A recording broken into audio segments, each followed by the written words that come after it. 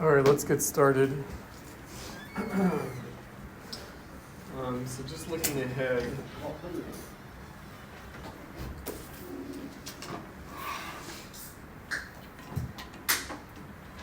So I mentioned that the page numbers and brackets are optional, sort of optional recommended.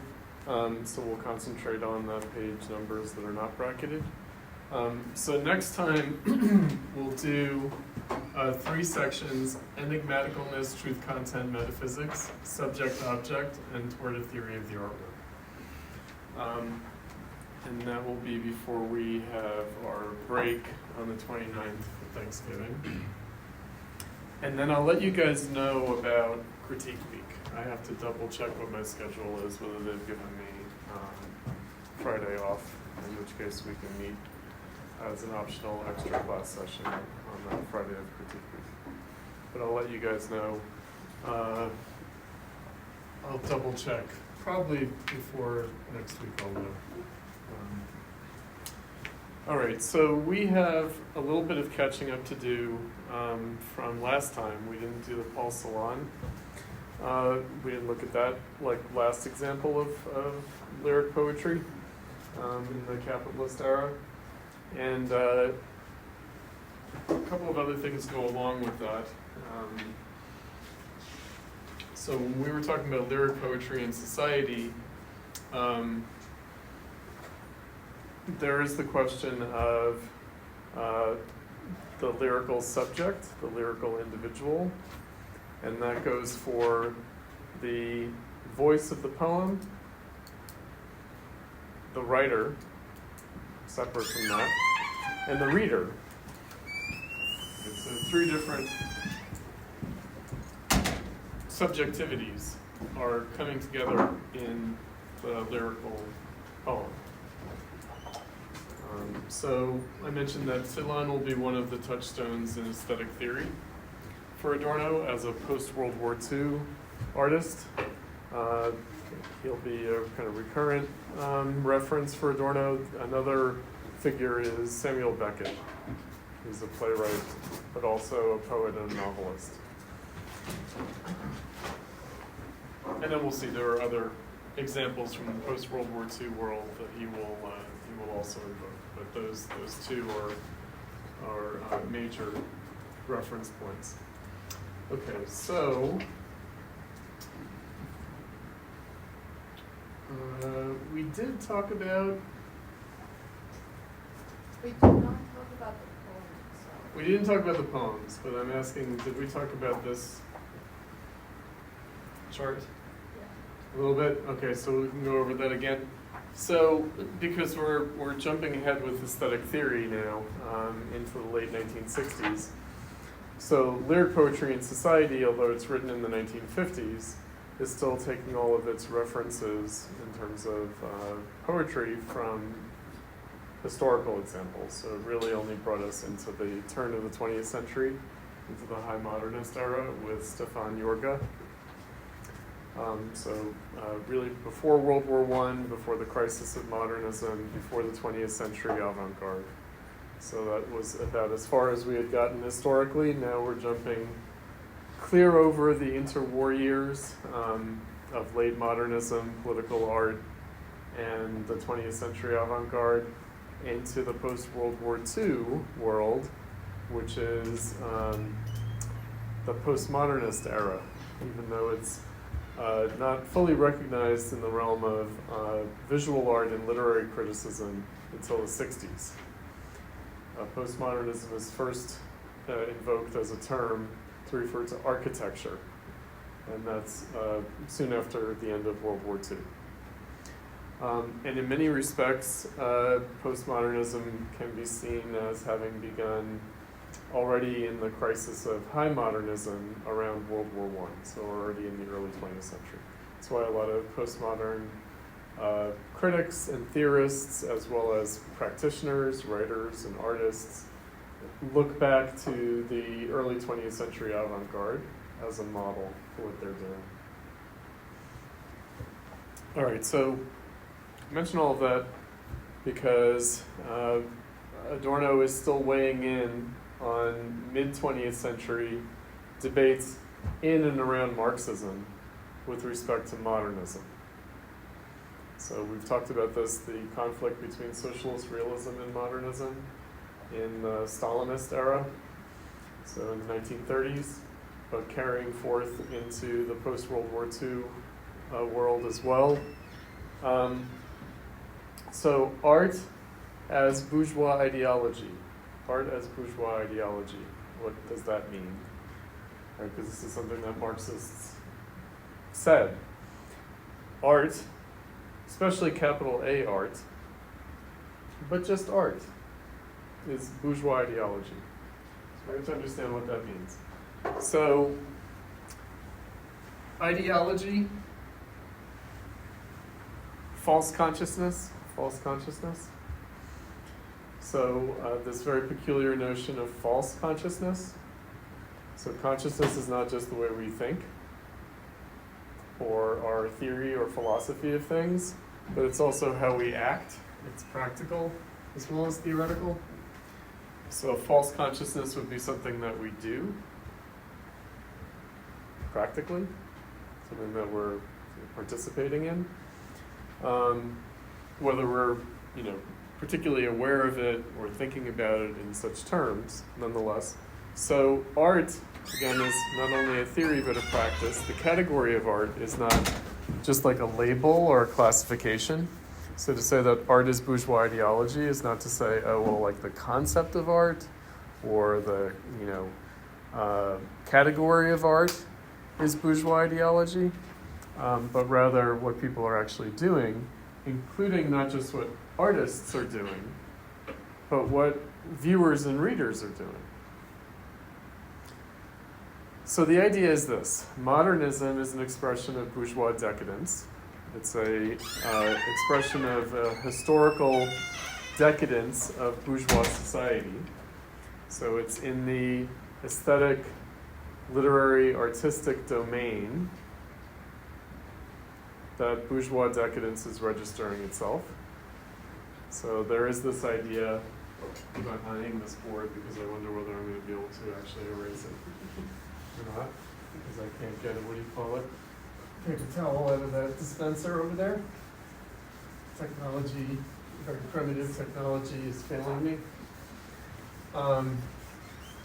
The idea is that bourgeois culture, bourgeois society, reached a kind of high point in the early 1800s.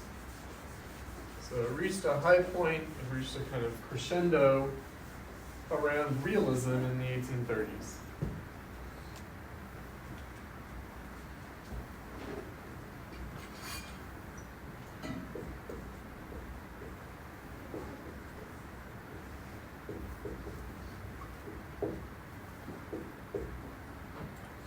So this would be realism, emergence of realism, as opposed to modernism, which originates circa 1848. So this is the sort of hinge period. The 1830s and 1840s is the hinge period in which bourgeois society comes to a certain kind of fulfillment and high point, and then after that it's a crisis and decline.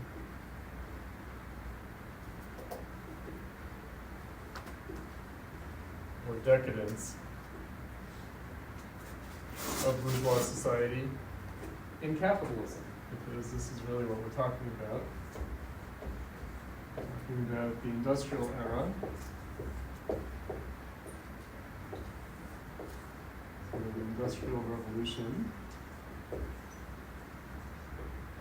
or what Marx called capitalism.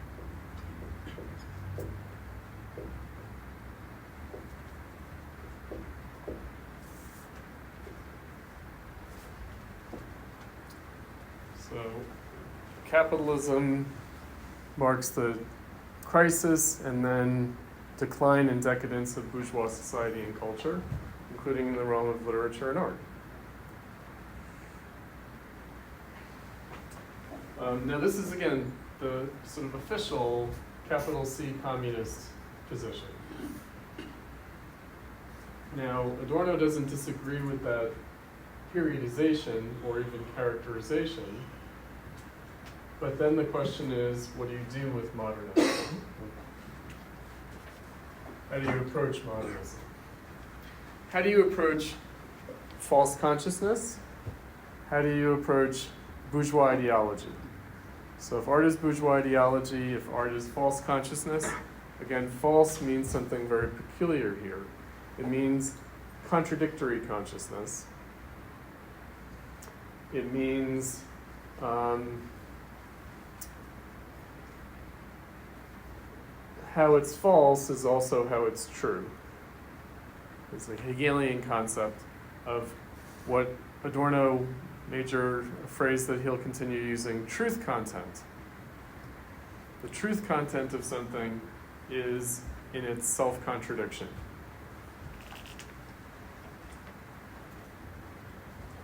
So we're talking about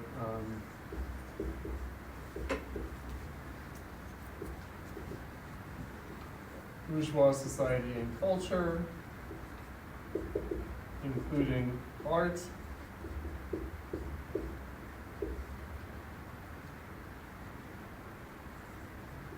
becoming ideological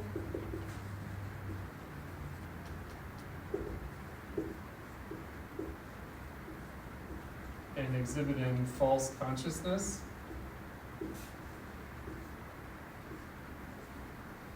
The question is, what does that mean? What is the truth of false consciousness? Right, so false consciousness means a consciousness of self-contradiction, which would manifest itself practically, not just theoretically or philosophically. It would manifest in what people are actually doing.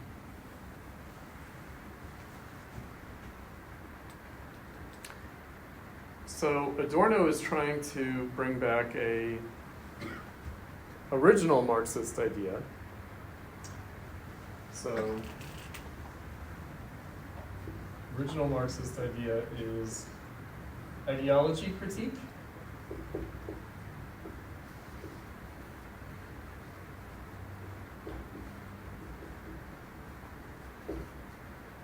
Which can also take the form of a culture critique.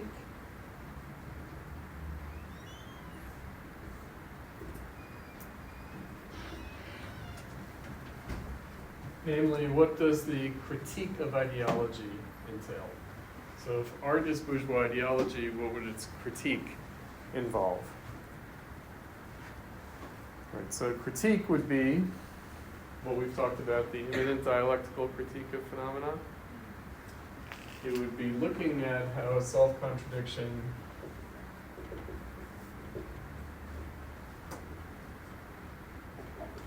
points beyond itself.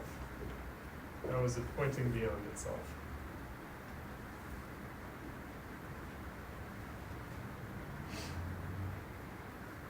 Right, so it wouldn't be a matter of just denouncing it.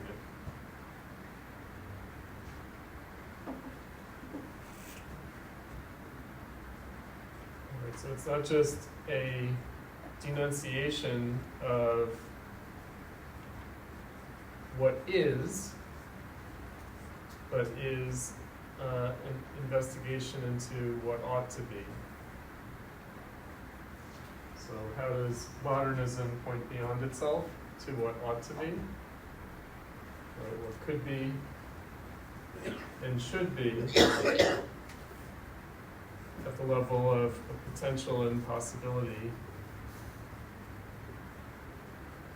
that is not yet realized. So rather than thinking of the decadence of bourgeois society exhibited by the crisis of bourgeois culture and bourgeois art as a kind of a dead end, as a kind of a wrong turn or dead end, something to denounce or bemoan, it's pointing beyond itself. Now, the reason that I say rather than something to be denounced and bemoaned or lamented is that, of course, Romanticism, which came before realism,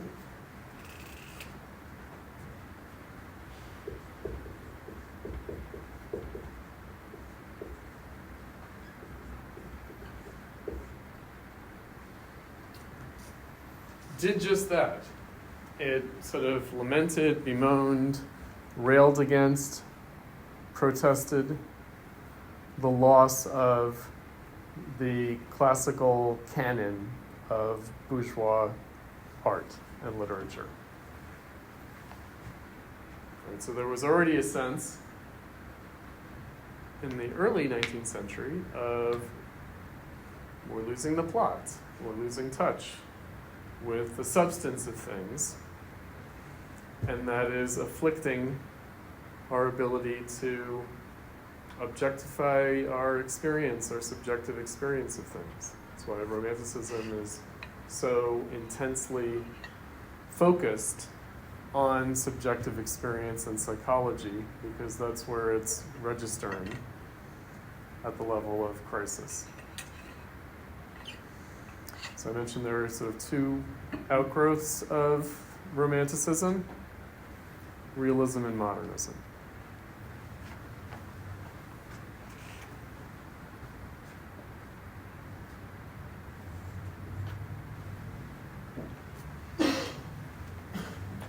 And the official communist or sort of institutionalized Marxist, the Stalinist denunciation of modernism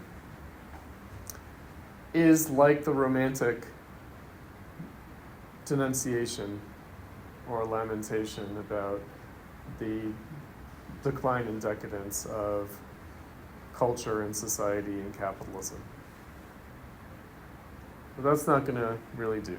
Meaning if we just say, okay, we've lost the plot, we took a wrong turn, we're ending up in a dead end, that kind of nihilistic place that Nietzsche addressed, because Nietzsche's dealing with modernism, but in a characteristically German way, namely in terms of Romanticism. Hegel on the irony in the introductory lectures on aesthetics, right? That an ironical attitude towards art would involve an ironical attitude towards life. The limitations of that, rather than taking it up as a critical phenomenon. In other words, what goes beyond this, what potentially transcends this. So in the 20th century, we have manifesting things that people had tried to address in the 19th century. We had a kind of repetition of that 19th century moment around Romanticism, out of which came these seeming two different choices, realism and modernism. Now, of course, the official Marxists, it's socialist realism. What does socialist realism mean? Well, it means realism, but with a focus on the plight of the exploited and the oppressed. Realism with a focus on the working class and other exploited and oppressed people. As carrying on the tradition of bourgeois realism, but necessarily with new content, namely the content of the proletariat. So this is understood to be somehow tied to the political project of communism, meaning what does the working class need at the level of art and culture in order to struggle against capitalism? It needs realism. It needs an acute confrontation with processing of social reality, rather than understanding it merely in terms of bourgeois realism, but certainly not embracing bourgeois decadence and modernism, not embracing a kind of irony or nihilism.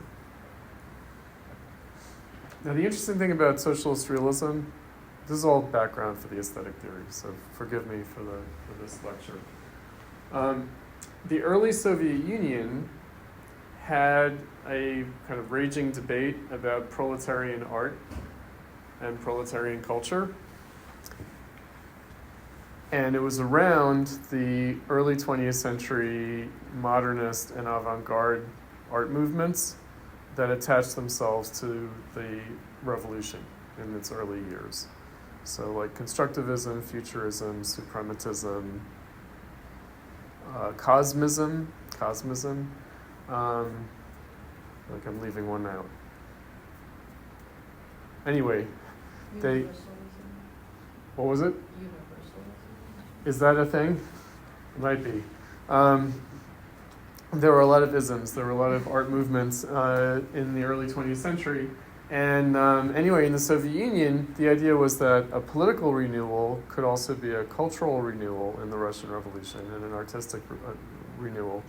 And so various bourgeois artists attached themselves to the revolution and vied for official recognition and funding, of course, from the state, from the revolutionary state in the Soviet Union, claiming that their work was true to the needs of the proletariat. Trotsky, who will be mentioned in aesthetic theory, Trotsky wrote a book called Literature and Revolution, and we'll actually look at a little piece by Trotsky to give us a sense of this, in which he said, actually, there can't be a proletarian culture and a proletarian art. There can only be bourgeois culture and bourgeois art in crisis, in contradiction and crisis. The working class does not create a culture of its own, nor art of its own, in bourgeois society or in capitalism, but rather its culture and its art is the same as everyone else's, namely it's the bourgeois humanistic art coming out of the Renaissance. So whereas bourgeois art and culture grew up within pre-bourgeois society and culture, grew up within feudalism on the basis of new social relations, within the older traditional civilization, we don't have the new social relations of socialism in capitalism. We only have bourgeois social relations in crisis and contradiction. And that brings us back to this. What did Marx and Marxism think of capitalism?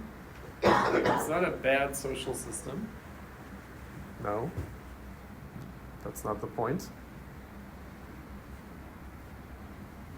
It's a self-contradictory social system. So it's a social system, namely, it's bourgeois social relations that have come into self-contradiction.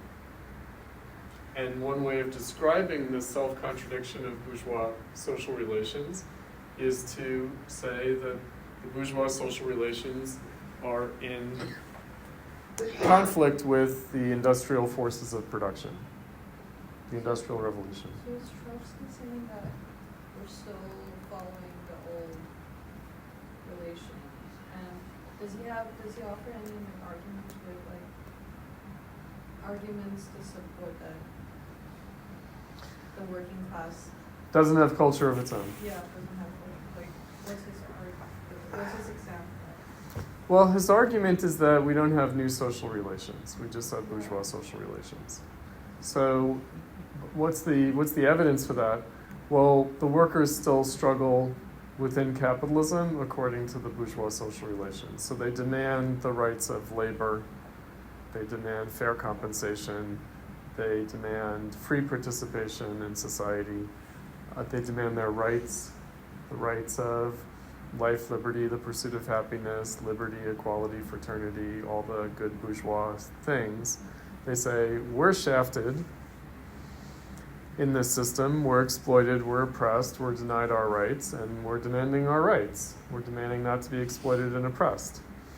Well, that's entirely bourgeois, because after all, in this society, exploitation and oppression are not considered good things or normal things. They're considered bad things. Actually, exploitation is a legal term. It's illegal. Right? So I can't say I'm exploited by the School of the Art Institute of Chicago unless I show that they violate labor laws. If they violate labor laws, then I can say they're exploiting me, in which case they're doing something criminal.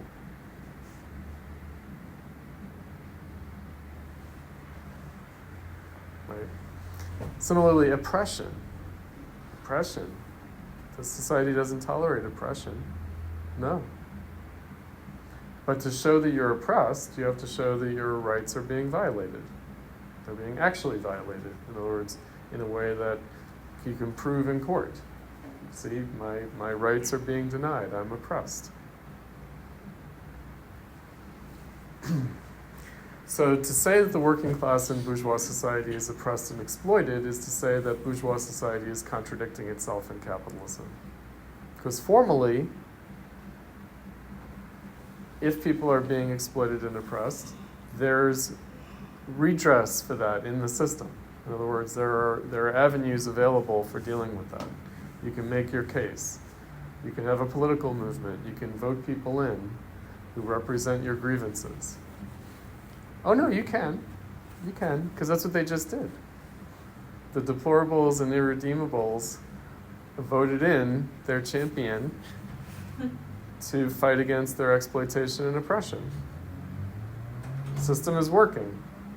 The system is working. Of course, the oppressors and the exploiters, the Democrats, are saying, oh, no, this is totally illegitimate, as all exploiters and oppressors always do. They always call the people that they're oppressing and exploiting illegitimate in their grievances. They always do that. Children, be careful. Right? If the powers that be say that something's illegitimate, you should wonder, is it? Or is this just the self-interest of power that's speaking? I feel like part of Trotsky's argument in Literature and Revolution too, the reason the class doesn't have a culture of its own is that the point of socialism would be to overcome being the class. Right? Oh, right. Okay, so here's the thing. Okay, so very good point. So bourgeois society, so this is capitalism we're looking at. But if we think about it in a long historical array, going back to the Renaissance,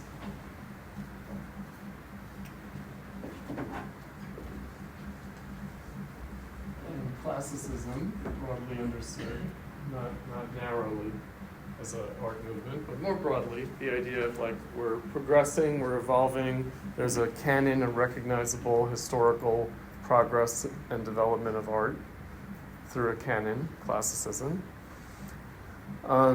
That what you have there is bourgeois society realizing itself. So it's progressively realizing itself. So official Marxists in the 1930s, if you were to ask them, oh, bourgeois society, they would say, it was progressive until about 1830. It was progressive. It represented historical progress. Progress in consciousness of freedom, that's Hegel's expression, meaning the practice of freedom, not just the theory of freedom. So bourgeois society was progressive until it stopped being progressive in the industrial era, in capitalism. And then progress demanded socialism. Right? So bourgeois social relations, bourgeois society was progressively realizing itself up until the early 1800s. And then it stopped progressing. So in that respect, bourgeois society, or the bourgeoisie, who are the bourgeoisie, the urban town dwellers, the workers and the capitalists. They weren't yet divided. They weren't really capitalists yet. The revolt of the Third Estate, the commoners, against the clergy and the aristocracy. Right, so they were realizing themselves in a hostile environment of traditional civilization, feudalism. Right. So everything that they did in practice and everything that they thought in theory and philosophy was part of this progress of realizing bourgeois social relations. But in capitalism, that stops because bourgeois social relations are contradicting themselves. But they're contradicted, one way of describing it is contradicted by the industrial forces of production, which represents unrealized potential and possibility. A potential and possibility that can't be realized in bourgeois social relations, but can only be realized beyond bourgeois social relations. So the proletariat, so not just the working class, because you could say the bourgeoisie were the working class. They were all those who labored. That's how they defined themselves. So in the French Revolution of 1789, the revolutionary pamphlet of that year was, what is the third estate? Right, so the idea is the first estate, praise, P-R-A-Y-E-S, not P-R-E-Y-S, although they also did that. The clergy prayed. The aristocracy fought. They were the warrior caste. So the priests and the warriors from Nietzsche. You remember your warriors and your priests, right? The evilest animals, right? And the commoners, which were 97% of the population, what did they do? They worked, right? So the bourgeoisie, in that sense, were realizing themselves. The working class in capitalism, again, is not developing new social relations, but is only experiencing the self-contradiction of the existing social relations. So it's not as if socialism builds up within capitalism, the way bourgeois society, bourgeois social relations built themselves up under feudalism. Rather, you needed a revolution in order to begin the process of transformation. So the idea is that Hegel talked about this in the introductory lectures on aesthetics. This is Hegel's notion of history. Consciousness comes late. In other words, bourgeois society recognizes itself only when it fulfills itself, only at the end of its history. So it recognizes itself, it's fully expressed at the realm of literature and art and philosophy. In consciousness, when it realizes itself in practice, and that's at the end of the 18th century, the 1700s, with the revolutions of that time, the American and French revolutions. So that's when it fully realizes itself and no longer pretends that it is something else, so no longer pretends that it is like true Christianity or some kind of resurrected ancient Athens and ancient Rome, but can recognize itself as itself. So that's in the late 1700s. So what, by contrast, capitalism throws the bourgeois social relations of labor into crisis, and that crisis manifests itself materially, practically, in the condition of the working class in capitalism, the proletariat. But you don't have new social relations developing under capitalism. You only have their contradiction manifesting. So the working class is not building up its own culture, its own social principles, and therefore not able to produce its own art under capitalism. What is happening instead is that the working class in its class struggle, which begins, according to Marxists, in 1831, it has a precise date. The class struggle begins in 1831. It's when the workers are smashing the machines to protest industrialization. That what they're doing is preparing to establish their own political revolution and therefore their own dictatorship, their revolutionary dictatorship, which is necessary to begin the process of overcoming capitalism. So what Trotsky said about the Soviet Union, apart from the fact that the Soviet Union was a largely peasant country that was isolated in the failure of the revolution outside the Soviet Union, he said, well, we are in the dictatorship of the proletariat, we're not in socialism, and therefore what we represent in the early Soviet Union is the political rule of the working class over capitalism, over this contradiction between bourgeois social relations and industrial forces of production. So he said the only thing that we might have revolutionary art, but we don't have proletarian art. And we don't have socialist art. And there won't be enough time for there to be proletarian art because insofar as the revolution is successful, it will bring about socialism. And so we'll have bourgeois culture and bourgeois art until we have something beyond that, like a socialist culture and a socialist art, but we don't have that yet, and we don't know what it might be. So what are these avant-garde artists who are attaching themselves to the revolution? What are they doing?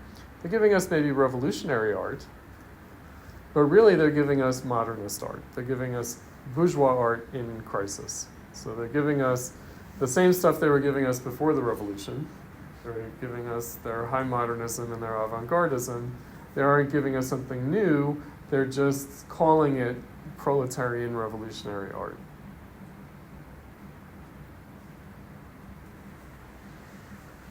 Okay, so in other words, it's still bourgeois art, no matter how politically radical, no matter how formally radical, no matter how ostensibly radical in social content, also no matter how radical in form. Because after all, the art before the revolution, before the Russian Revolution, starting in 1848, had a lot of radical form and radical content. A lot of radical social content and a lot of radical aesthetic form. So it's still modernism.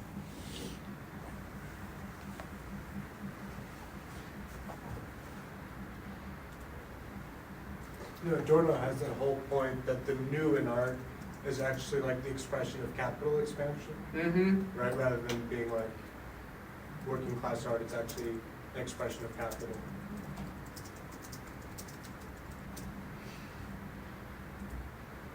All right, so here's Trotsky, who I know is like supposed to be a villain for all the Stalinists. So Chinese Communist Party will say he's a villain. Because they're carrying on that 1930s framework.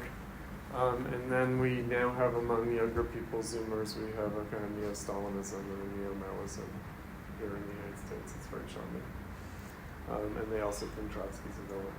And they think that modernism is bad, it's a downer, it's decadent, it's psychologically unhealthy. No, it's capitalism that's psychologically unhealthy, not the art that artists make in that condition. Can't blame the artists. All right, so let's see what Trotsky has to say. You have been kind enough to invite me to express my views on the state of present-day art and letters, so literature. I do this not without some hesitation, since my book Literature and Revolution, 1923, I have not once returned to the problem of artistic creation, and only occasionally have I been able to follow the latest developments in this sphere. I am far from pretending to offer an extensive reply. The task of this letter is to correctly pose the question. So he's writing, this is in 1938, so he's writing after the Purge trials, which had a lot of artists and writers as victims, to an American journal. So he's based in Mexico at this point. He's in exile from the Soviet Union. He's writing to an American journal, Partisan Review, based in New York, where Clement Greenberg writes. So Clement Greenberg wrote his famous articles on modernist painting and avant-garde and kitsch. He also wrote on Brecht's plays in this journal, Partisan Review, and Trotsky's writing to them. All right, so they wrote down to him, and they were like, could you please write something for us about art and literature? And he's like, yeah, I already did that 15 years ago, but yeah, I'll talk about it now. Because they're Trotskyists, right? Partisan Review. They are, but they're kind of not, they're free-thinking people, non-dogmatic, so they're not like,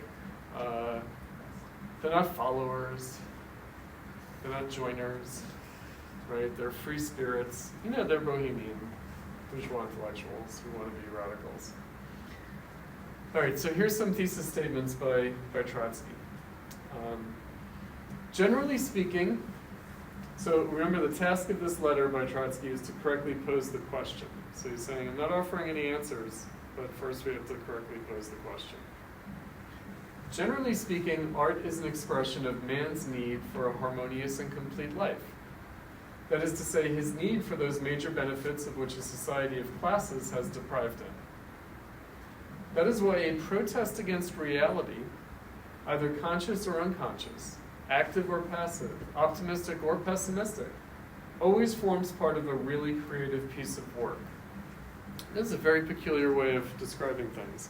Art is a protest against reality, whether optimistic, pessimistic, conscious, unconscious, doesn't matter. It's a protest against reality. That's really a description of art in capitalism. You could say that it's true of art going all the way back to the cave paintings, because after all, it expresses freedom. It expresses a desire for freedom, a struggle for freedom. It is motivated by a desire, an impulse, and a capacity to transform reality, change the world, and so therefore could be understood in anthropological terms as a protest against reality. But no one would have said that until the capitalist era. No one would have said art is a protest against reality. When would they have maybe started saying that? Romanticism? Art is a protest against reality. So in the capitalist era, we can say, although also in a more general sense. So a protest against reality always forms part of a really creative piece of work. So of course we're not talking about kitsch. We're not talking about the writer of entertainment literature, to use Lukács in the theory of the novel. We're not talking about people who are happy to serve society as it is. We're talking about a creative work, really creative piece of work, is necessarily, in creating something new and different, you are necessarily protesting against reality. Let's remember what ought to be, the new and the different. And our ability to bring about the new and the different is the content of freedom.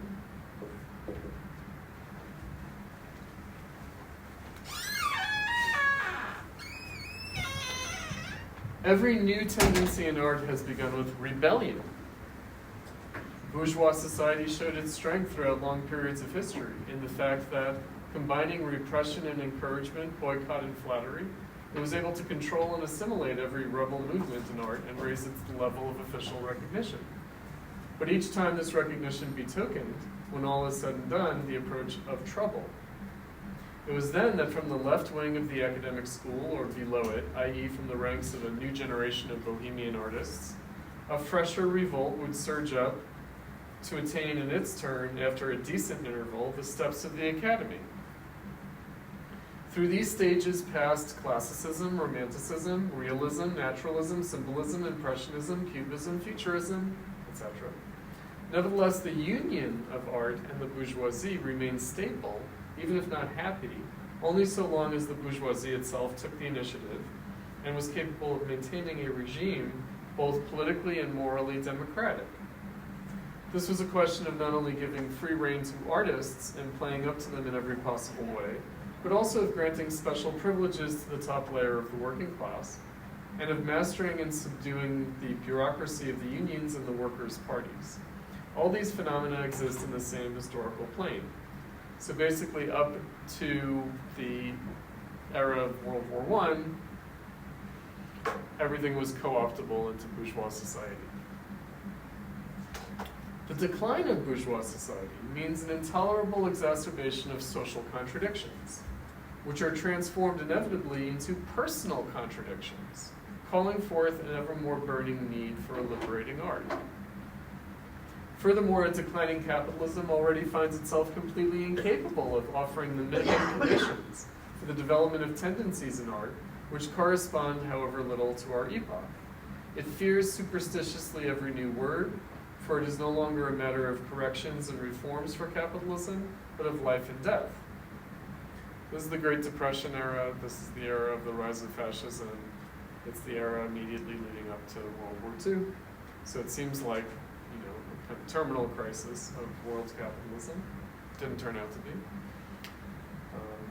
Didn't matter, Holocaust, nuke bombs, Hiroshima, Nagasaki. The world continued in capitalism after its end. The oppressed masses live their own life. Children, the oppressed masses live their own life. They don't care about your art. Bohemianism offers too limited a social base. You and your friends exhibiting work in each other's apartments, that's not much of a social base, I'm sorry. Hence, new tendencies take on a more and more violent character, alternating between hope and despair. The artistic schools of the last few decades, Cubism, Futurism, Dadaism, Surrealism, follow each other without reaching a complete development. Art, which is the most complex part of culture, the most sensitive and at the same time the least protected, suffers most from the decline and decay of bourgeois society. To find a solution to this impasse through art itself is impossible.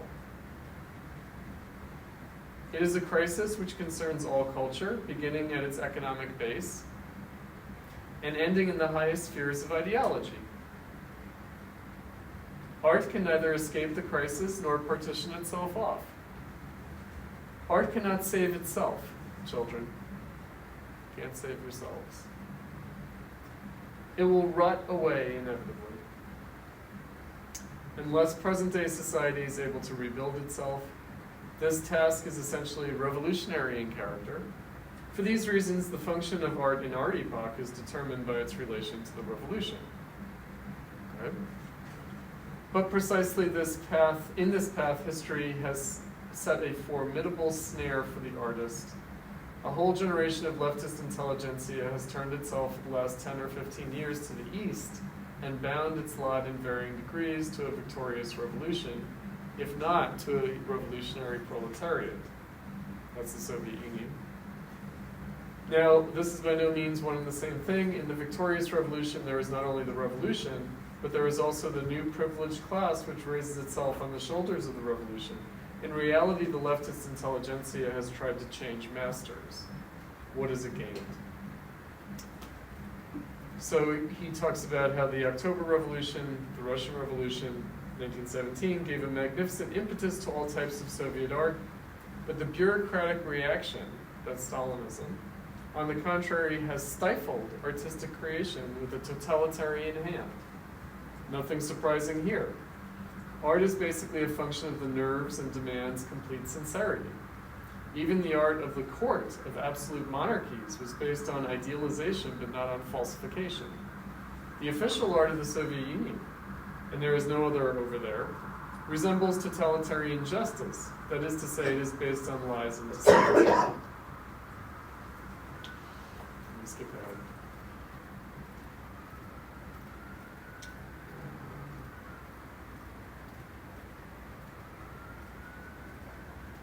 And we'll talk about Diego Rivera in a second, only because there's a film clip that I love to show whenever I do this essay, but we'll go back to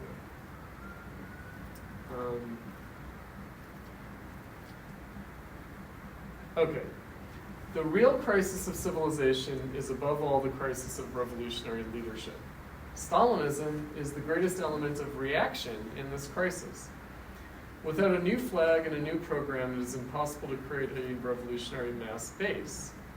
Consequently, it is impossible to rescue society from its dilemma. But a truly revolutionary party is neither able nor willing to take upon itself the task of leading, or even less of commanding, art, either before or after the conquest of power. Such a pretension can only enter the head of a bureaucracy, ignorant and impudent, intoxicated with its own totalitarian power, which has become the antithesis of the proletarian revolution. Art, like science, not only does not seek orders, but by its very essence cannot tolerate them. Artistic creation has its laws, even when it consciously serves a social movement. Truly intellectual creation is incompatible with lies, hypocrisy, and the spirit of conformity. Art can become a strong ally of revolution only insofar as it remains faithful to itself. Poets, painters, sculptors, and musicians will themselves find their own approach and methods. If the struggle for freedom of oppressed classes and peoples scatters the clouds of skepticism and of pessimism which cover the horizon of mankind. And then he says the first condition of this regeneration is the overthrow of the domination of the Kremlin bureaucracy. Yeah. And then he says, may your magazine take its place in the victorious army of socialism and not in the concentration camp. Okay. Well, yeah, we survived the concentration camp. Here we are.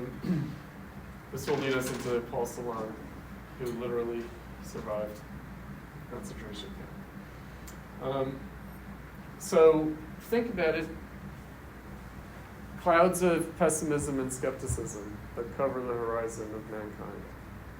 Are we still living under those clouds of pessimism and skepticism? Yes. Yes, we're living under the clouds of pessimism and skepticism. They have not been scattered. They've only gotten thicker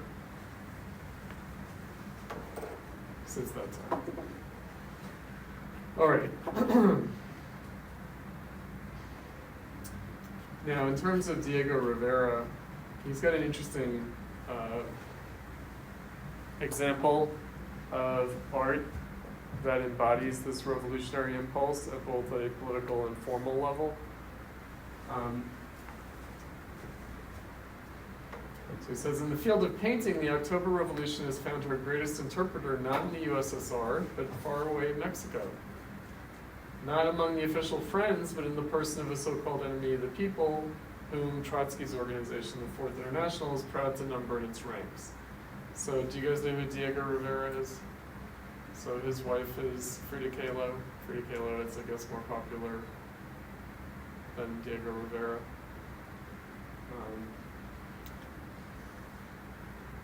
Tim Trotsky had an affair. And Trotsky had an affair with Frida Kahlo, permitted by Diego Rivera, anyway, because these are bohemians, you know, they love this kind of shit.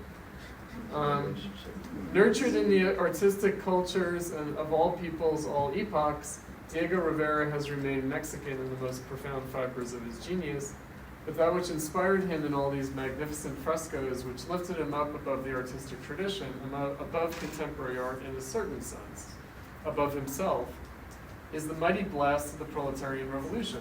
Without October, his tower of creative penetration into the epic of work, oppression, and insurrection would never have attained such breadth and profundity. Do you wish to see with your own eyes the hidden springs of the social revolution? Look at the frescoes of Rivera.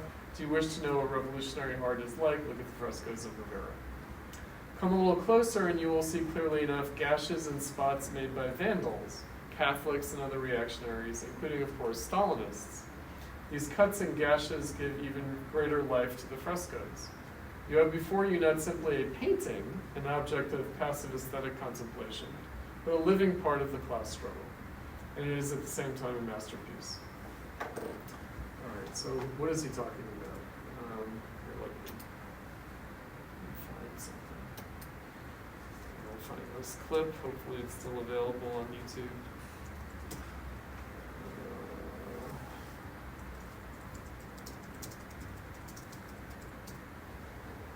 Nope, it's still on YouTube.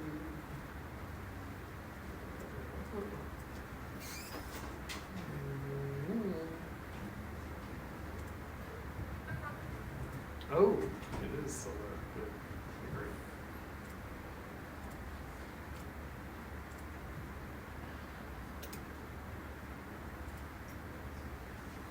Okay, you guys ready? Why can't you paint another face over it? Would you prefer Stalin? I don't.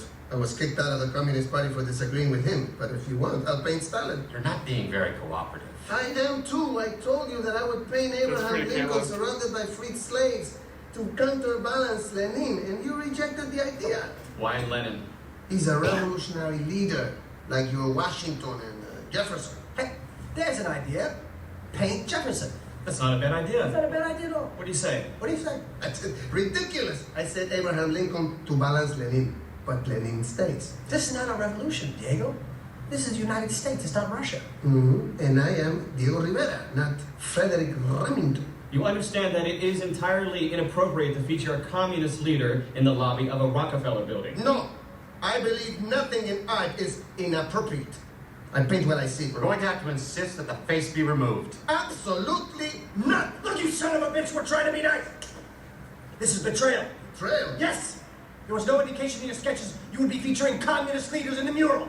You were hired on the basis of said sketches, and you've changed them. It's not that. Lenin stays! That's a great line. That's my favorite line. Lenin stays, children. Lenin stays. All right, so what's the painting that they're talking about?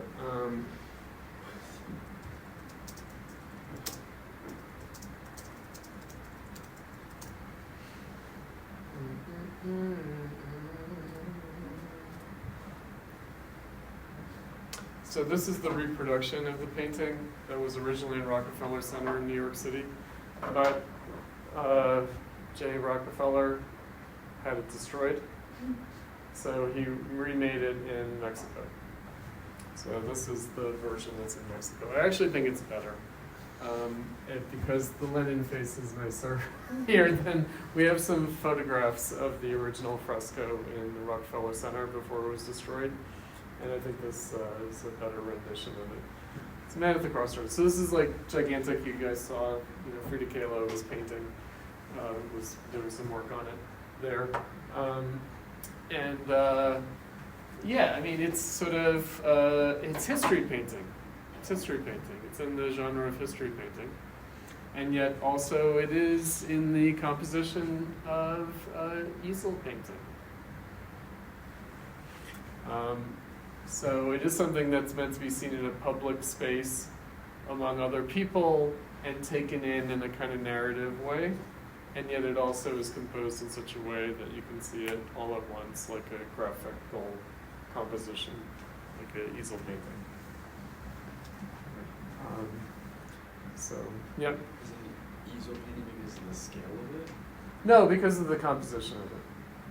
All right, so if you guys know, like, if you've ever seen have you seen any, like, history painting murals?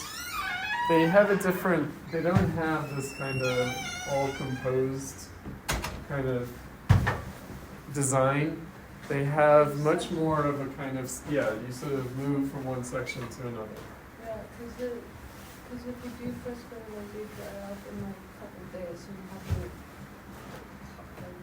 do it sectionally. There's a linear tendency while painting these, just because of the materials that are painted. Oh yeah, certainly. It went along with the way it's painted.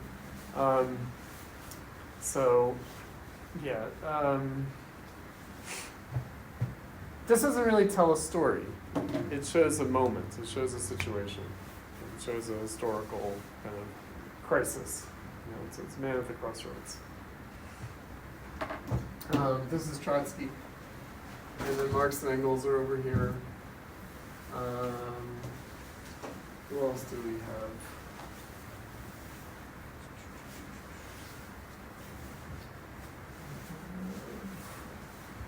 Well, of course, we've got the good people, the workers and the peasants, and then we've got the crazy troops with the gas masks and the bayonets. So super brutal. I don't know why Darwin is on this side. Well, I guess this is science over here. It's like in its own corner. The children learning science. And then the workers who are striking being beaten by the police. And then the cocktail party of the ruling class, where syphilis is being transmitted. That's what those are. Right? But then, cosmic forces are all coming into the hands of the proletariat through the machinery of industry in order to transform things. So basically you have like Marxism politically, and then you have like science coming together to deal with like, yeah, Lenin versus the ruling class, the people versus the oppressors. Yeah. It's a little cheesy, children. It's a little cheesy. But it's also modernistic. It is. He was It's a got its own cubist thing. before, like, Right. yeah. Right. So, anyway. Okay. All right, so let's get into our aesthetic theory. Do just a little first section of aesthetic theory, then we're going to turn to the Paul Celan, and then we'll talk about other things that we learned for today in aesthetic theory. All right, so here's Adorno. His opening gambit, at least in the version that we have, so not the draft introduction, but rather at the beginning of the text as it's been published posthumously, because it begins more with a bang here. So this would be the beginning of the main text as opposed to the draft introduction. Adorno writes, "It is self-evident that nothing concerning art is self-evident anymore." Self-evident that nothing is self-evident about art. Not its inner life, not its relation to the world, not even its right to exist.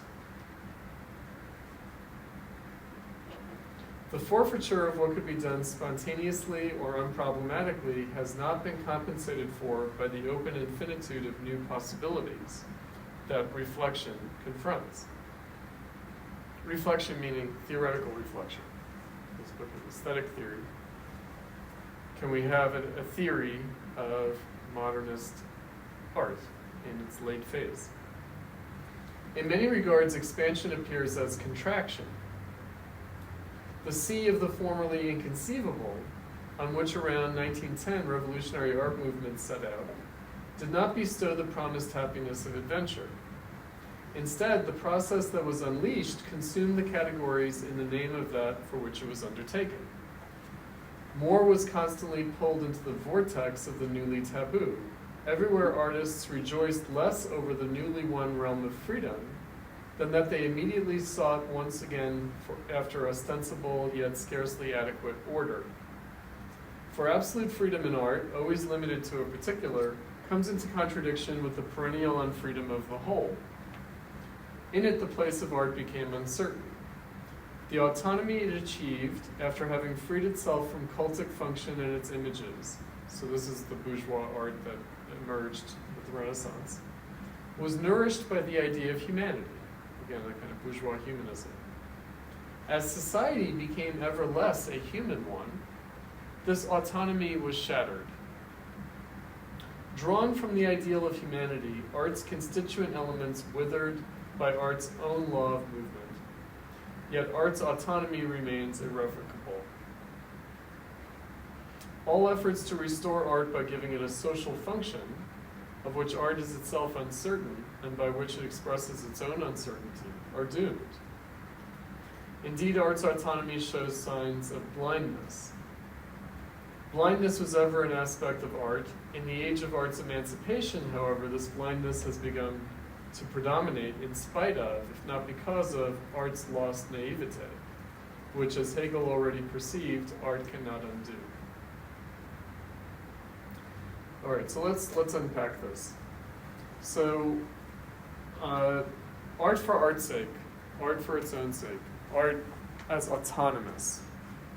So why would art's autonomy become problematic? Precisely because humanity's autonomy has become problematic. In other words, humanism, bourgeois humanism, is humanity for its own sake. Not humanity for the sake of a divine mission commanded by God or the gods, but humanity as self-determining, autonomous. Right? The meaning of human existence, not given by nature or divinity, but given by ourselves. Kant, self-legislated, self-determining, autonomous, self-ruling. So art's autonomy is an aspect of humanity's autonomy. this is a major category for Adorno, autonomy. So autonomy, it's a contradiction manifesting in capitalism, is that of autonomy or self-determination, self-rule, and self-determination versus heteronomy, which means rule or determination by something other. So hetero means so self-determining versus other determined or other ruled. Okay, so that's what it means to say capitalism. Means ruled or determined by capital.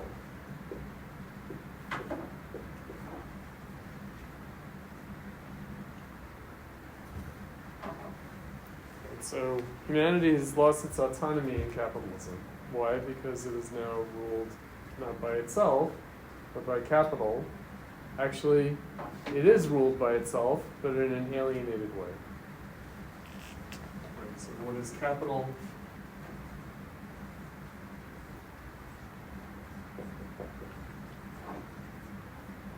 It's self-alienated labor,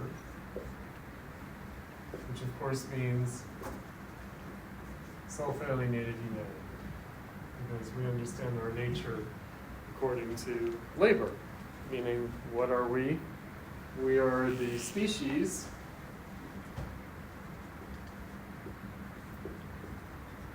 defined by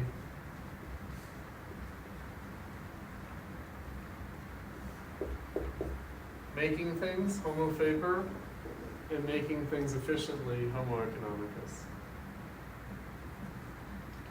Right, that's the bourgeois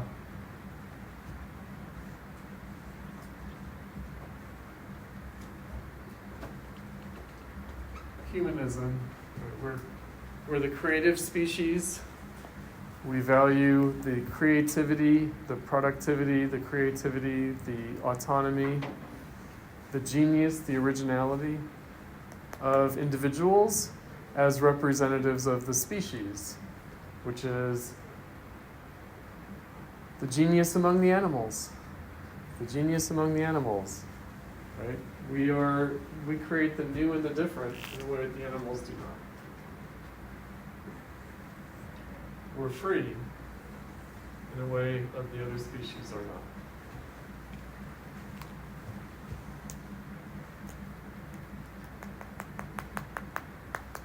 We're the autonomous species, we're the genius species, we're the free species. Right. So, a value of bourgeois humanism, everyone's an artist. Everyone's an artist, everyone's an artist, everyone's a little artist. There's something artistic about humans. Right? All the children take art classes. Why? Because they're all capable of making art by virtue of being human.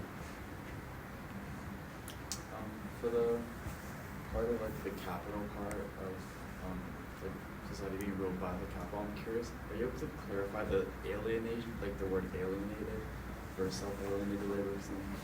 I'm kind of confused by that. Tricky, right? So, and it does bear on art, by the way. So,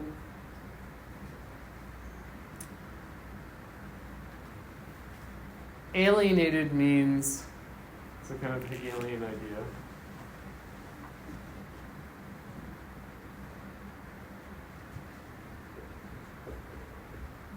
Means externalized, also usually means objectified.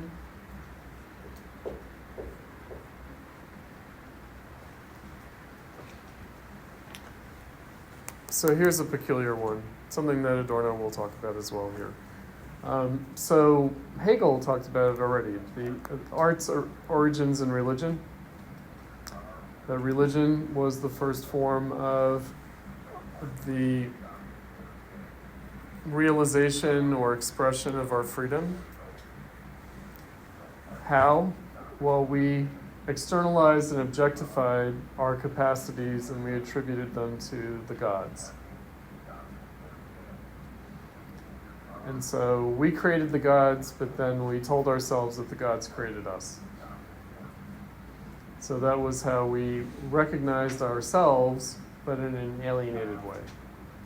And we subordinated ourselves to religion as a way of subordinating ourselves to ourselves.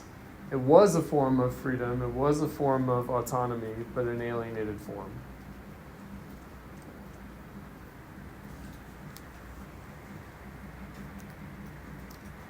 And art emerged out of religion, out of a transformation of the forms of externalization and objectification. So what we objectified and externalized in religion then became differentiated into various different forms of objectification. Art is one, philosophy is another, science is yet another. Right, so alienated or alienation is like it's a positive category, it's a productive category. Now, of course, in capitalism, it's a negative category and a destructive category. So how is that the case? Well, Hegel was writing at the end of the emergence of bourgeois society, and then he said, looking back, in retrospect, we can say the thousands of years of human history have shown us a progress in consciousness of freedom in and through the succession of forms, the succession of social, cultural, religious, and then artistic and philosophical forms. Right, so that's the great pantheon of art, tells us about how we recognized ourselves in an alienated way. So why did artists, or how did they practice their art both in terms of content and form? For most of art's history, it was through religion. And then in the bourgeois epoch, it could be recognized as what it was, namely that it's humanity, meaning that it's human self-expression rather than humans as the vehicles or the vessels through which divine forces express themselves. So there's a great way of illustrating this. So before the bourgeois epoch, before the Renaissance, art was valued, but artists themselves, artistic labor was not. So the art was seen as divine, but the activity of artists was not.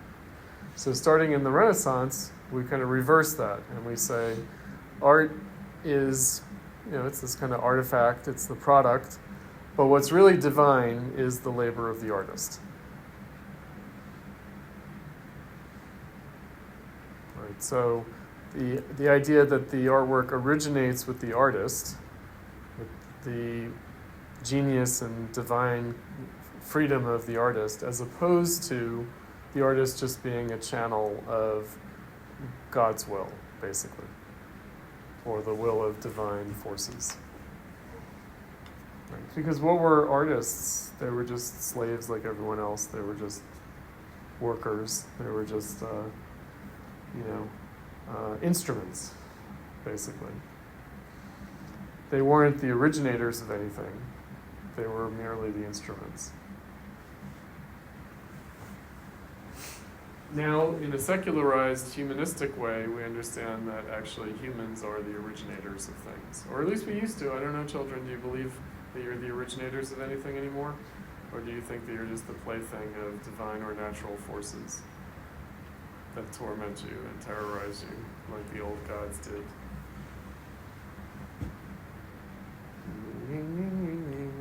No. We're doing it to ourselves. The gods are not doing it to us. Nature's not doing anything to us. Nature has no will. and there is no God. Ooh. Sorry. Although we're apt to deify nature again, as well as return to the gods, when our society becomes an ever less human one. So remember what Hegel said about looking at the history of art and religious art. When the gods were beastly, it's because humanity was beastly. Right, so why are the first images of the gods beasts? Because, of course, that's how we experienced ourselves. And then, progressively, the gods became more humanized as we became more humanized. And the fact that we might be returning to a bestial condition might then, the divine forces appear beastly yet again. And we have an example of that in Nietzsche, when we're talking about how Nietzsche does the opposite of anthropomorphism. Anthropomorphism, when we attribute human qualities to animals. No, Nietzsche does the opposite. He does zoomorphism. He attributes animal qualities and characteristics to humans. Now, of course, we are animals. Of course, we're animals. But we're peculiar animals, meaning none of the other animals are having an evening course on aesthetic theory. No. Why not? Because they're not free. We are, and so we do these crazy things that none of the other animals do. Okay.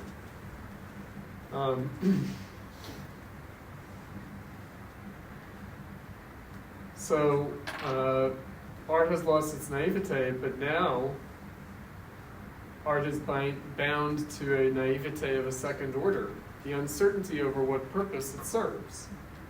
It is uncertain whether art is still possible, whether, with its complete emancipation, it did not sever its own preconditions. This question is kindled by art's own past. Artworks detach themselves from the empirical world and bring forth another world, one opposed to the empirical world, as if this other world, too, were an autonomous entity. Thus, however tragic they appear, artworks tend a priori towards affirmation. Why? Because they're affirming the split between art and life, or between art and reality. The cliches of art's reconciling glow enfolding the world are repugnant not only because they parody the emphatic concept of art with its bourgeois version and class it among those Sunday institutions that provide solace. These cliches rub against the wound that art itself bears. As a result, from its inevitable withdrawal from theology, from the unqualified claim to the truth of salvation, a secularization without which art would never have developed, art is condemned to provide the world as it exists with a consolation that, short of any hope of a world beyond, strengthens the spell of that from which the autonomy of art wants to free itself. The principle of autonomy is itself suspect of giving consolation.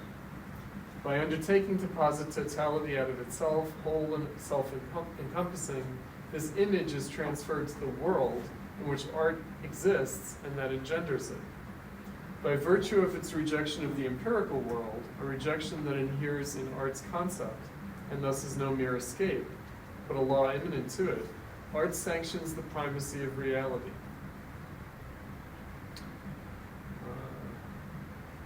Let's jump ahead. In the face of the abnormity into which reality is developing, art's inescapable affirmative essence has become insufferable.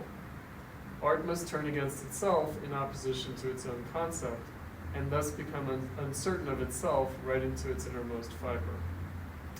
So we have a good example of this recently, the Extinction Rebellion, like art protests, right? Which is to disrupt like the Sunday afternoon institution of going to the museum and looking at art. So the climate change protesters go and they splash tomato soup or whatever on art. Right? how can you be looking at art when the world is coming to an end? Right? So, in other words, the inescapable affirmative essence of art has become insufferable. Why would these children, probably art students, protest against art? Because it's too painful. That affirmation is too painful in the face of a horrible reality in the world. Because otherwise it's a little strange. Why protest against art? Why attack art? Why attack paintings? Do you remember the brunch protests? So speaking of Sunday institutions, no? So this is early in Black Lives Matter. Black Lives Matter activists would burst into restaurants serving brunch on Sunday morning and shame everyone due to their complicity in white supremacy and anti-blackness. And, while you're eating a brunch and enjoying yourselves, the society is committing genocide against black people. Right, so that was a little bit more straightforward. Art is more mediated, right? To attack to say, okay, you're enjoying your privilege, you're enjoying your, white silence is violence. That's much more straightforward. Whereas art, it's why would you attack art as an insufferable symbol of an oppressive reality? Because art, the existence of art seems to affirm reality in some way that we find intolerable. When we find reality intolerable, then suddenly art becomes intolerable. When I did Critique Week a year ago, I think half the students who were doing critiques that day said that they couldn't make any art that semester a year ago because of the war in Gaza perpetrated by the Israelis against the Palestinians after the October 7th attack. Right? To make art was insufferable in the face of an unfolding genocide.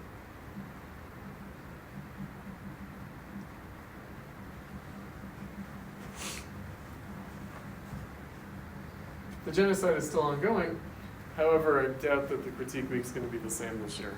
I'm sure that the artists are back to making their art. Those who couldn't probably dropped out of school. But probably not many. Oh no, maybe what will happen is people will say they can't make art because Trump got elected. Oh my God. How did I not see that coming? That will definitely be the excuse this year.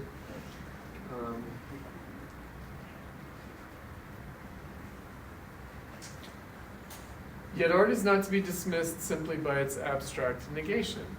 Okay, so notice he called it affirmative, and now he's calling it a negation. By attacking what seemed to be its foundation throughout the whole of its tradition, art has been qualitatively transformed. It itself becomes qualitatively other. It can do this because through the ages, by means of its form, art has turned against the status quo and what merely exists, just as much as it has come to its aid by giving form to its elements. So again, art is a protest against reality, Trotsky, throughout the ages. Right, so the self-contradiction in art, that it's a protest against reality, it's a negation of the status quo, but it's also an affirmation of the status quo.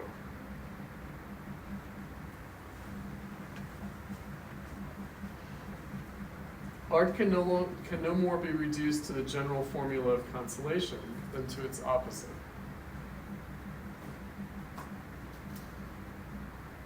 The concept of art is located in a historically changing constellation of elements. It refuses definition.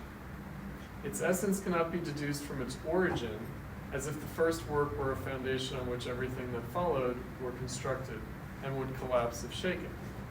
The belief that the first artworks are the highest and purest is warmed over Romanticism. With no less justification, it could be claimed that the earliest artistic works were dull and impure, and that they are not yet separated from magic, historical documentation, and such pragmatic aims as communicating over great distances by means of calls or horn sounds. The classical conception of art gladly made use of such arguments. In bluntly historical terms, the facts blur.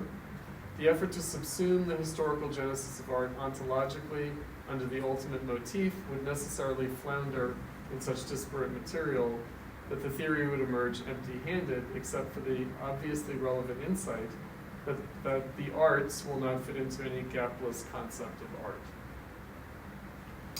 And we have our Greek words. Let's see if I can look up this word. This would be... I'm always forgetting my Greek words, so I always have to look them up. Some of them, that one's a Rivera one. Oh no, it didn't do it. It didn't actually do it. Ah, shit. Okay.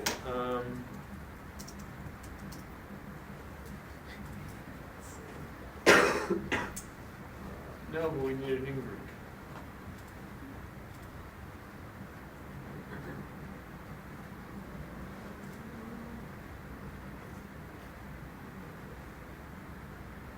Association of British Scrabble Players. Oh my god. They might come to our rescue. No, this is also in English. That's horrible. Okay, so we're going to look it up. I thought that there was something that came up when I did this. No.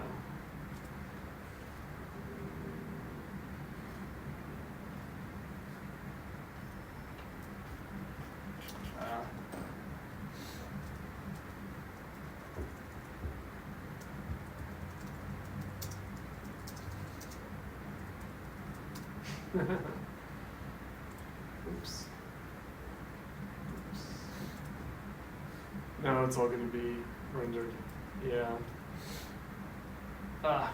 They should have just rendered it in English lettering, but I know the translator of this book, and he wanted to make this book as inaccessible as possible. Robert Hewlett Kendall. Anyway, that's why there are no paragraph indentations. Even though Adorno actually wanted there to be not only paragraph indentations, but spaces between paragraphs. And so instead we have the wall of text, which is to let readers know that Adorno is hard to understand. I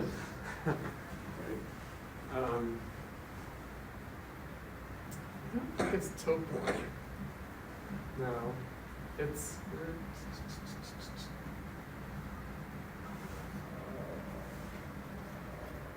Sorry, we're stuck on that one. We'll do it for time. Okay, we're almost at our break. Let's take a break, and I'll look this word up while we're on the break. It'll take 5 minutes. All right, let's resume. So that word that we were struggling to look up, it means beginnings or origins. The Greek word, the word in Greek is arche, A-R-C-H-E. So, yeah. Let's look at the Paul Celan that we didn't look at last week, just to give us a sense of a kind of late modernism, or maybe even postmodernism, or on the threshold of postmodernism in lyric poetry. So I selected 5 poems from Celan that are representative of what he was doing. So let's go through them. So the Psalm. So first of all, the Psalm. What are Psalms? There's a book of Psalms in the Old Testament, in the Bible. Book of Psalms. So again, lyric, but also religion, scripture. No one needs us again from the earth and loam. No one evokes our dust. No one. Praised be you, no one. Because of you we wish to bloom. Against you. A nothing we are we, will we be, blossoming. The nothings, the no ones grows. With its pistil soul bright, its stamen heaven crazed, its crown red, from the purple word that we sang, over, oh, over the thorn, its thorn. And that's from the No One's Rose book of poems.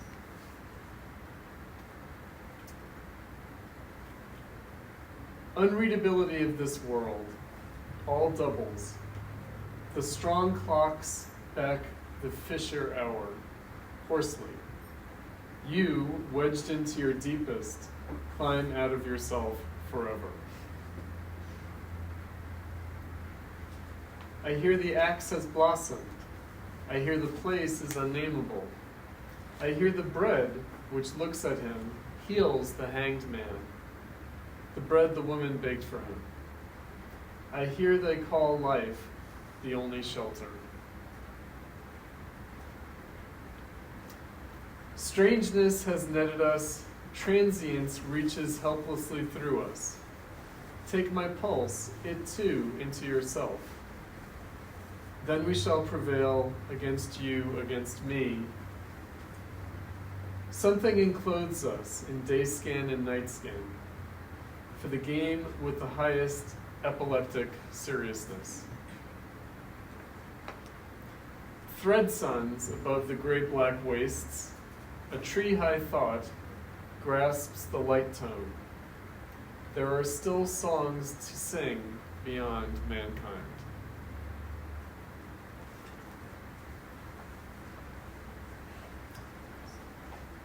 So what would that mean? There are still songs to sing beyond mankind. So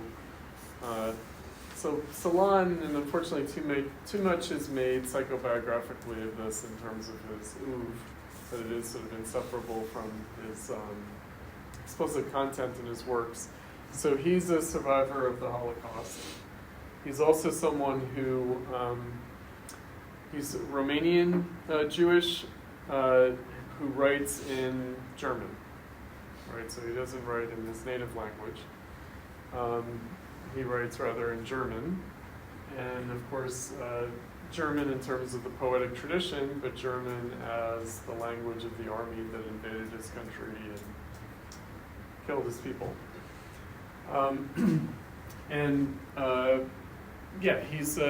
He's a major writer in the post-World War II European world. He's influenced by surrealism, by French surrealism, French modernist poetry, but through the surrealist period, and yet with a slightly different form and content from the surrealists. So this would be an example of a kind of impossibility of lyricism being expressed lyrically. So it's a lyric of the impossibility of lyricism.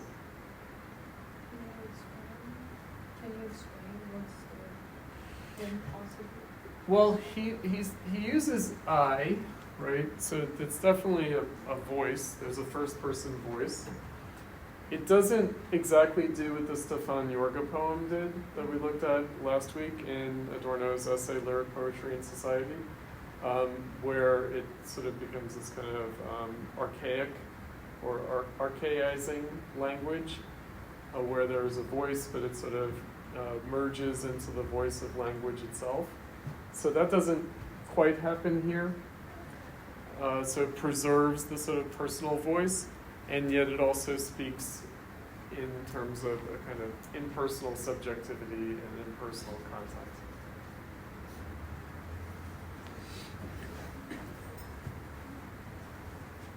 So, I mean, if we keep in mind what lyricism is, it's the song of the individual. You know, it's language at the level of its individual subjectivity.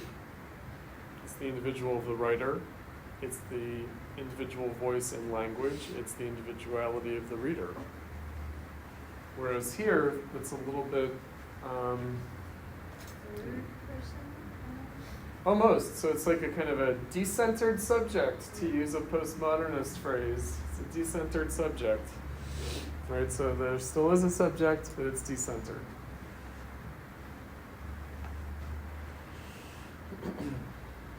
Right, it's not merged all the way back into the collective in epic poetry, although, again, the psalm sort of gestures in that direction, both in terms of its scriptural reference and in terms of how it's speaking.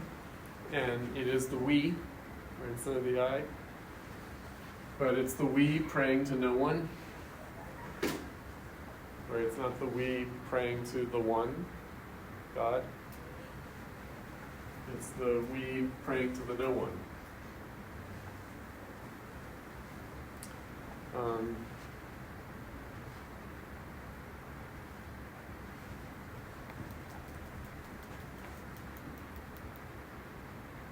Yeah, so I included the I, the we, and the you. Yeah, It's they're the all, second person. they're all very ominous, historical.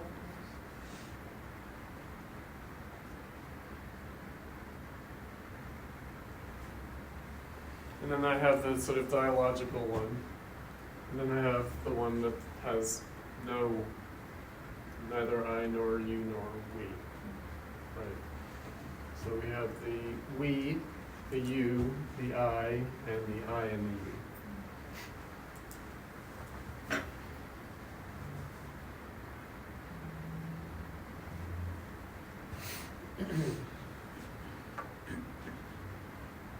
So this is just to give you a sense of a contemporary of Adorno's. Also someone who was influenced by Adorno.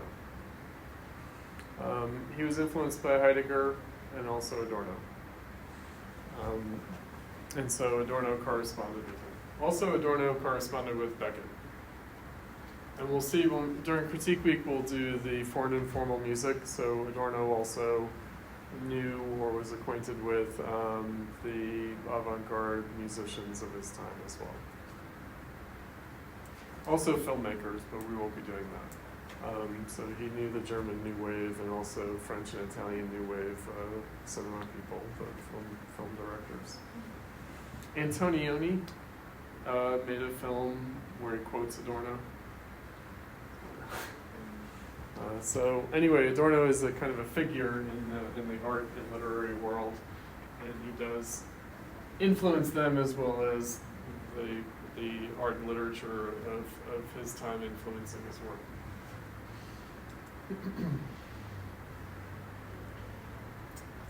All right, so.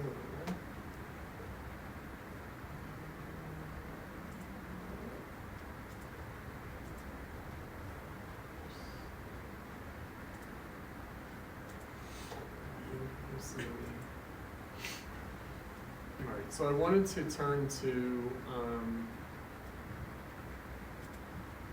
the other selection of reading of the aesthetic theory. Let's look up the page numbers. Situations. Situations. Yeah, situation. Let me just look up the page numbers. Okay.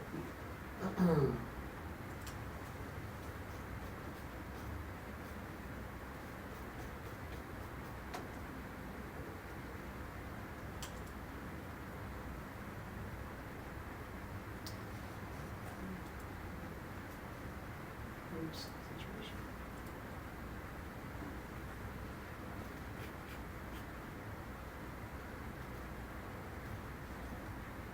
Alright, so how you know a new section starts is that it's in the header, but also it's when the wall of text breaks, but not with an indentation, but just with a right and left justification.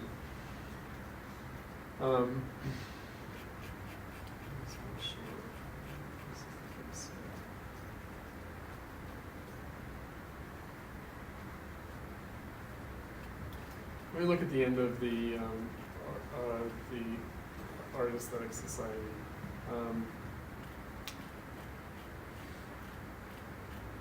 This will transition us.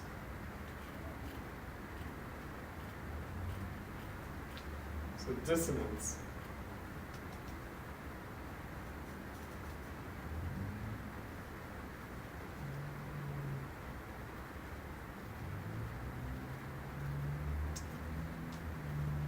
Okay. So he's talking about the taboo on the sensual in modernism, especially in a kind of high modernism and really in the late modernism. So the modernism that we get coming out of the World War I era. The taboo on the sensual ultimately encroaches on the opposite of pleasure, because even as the remotest echo, pleasure is sensed in its specific negation. For this aesthetic sensorium, dissonance bears all too closely on its contrary, reconciliation. So dissonance as opposed to harmony. It rebuffs the semblance of the human as an ideology of the inhuman, and prefers to join forces with reified consciousness. So that would be, another way of thinking about that would be alienated consciousness. So again, art as consciousness, thingified, reified, alienated. Dissonance congeals into an indifferent material. Indeed, it becomes a new form of immediacy without any memory trace of what it developed out of, and therefore gutted and anonymous.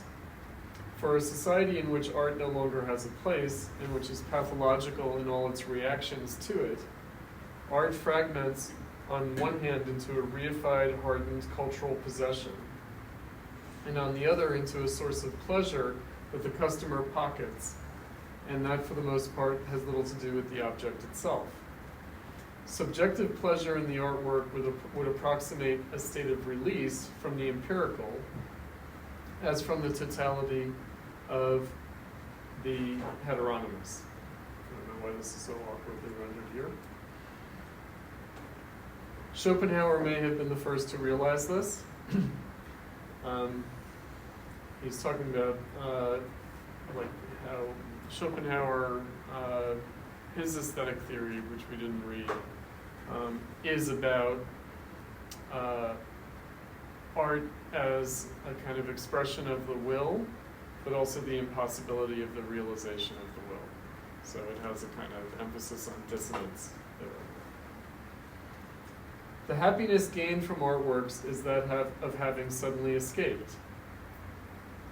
Not a morsel of that from which art escaped. It is accidental and less essential to art than the happiness in its knowledge. The concept of aesthetic pleasure as constitutive of art is to be superseded. If in keeping with Hegel's insight that all feeling related to an aesthetic object has an accidental aspect, usually that of psychological projection, then what the work demands from its beholder is knowledge rather than pleasure. And indeed, knowledge that does justice to it. The work wants its truth and untruth to be grasped. So that's the question of contradiction.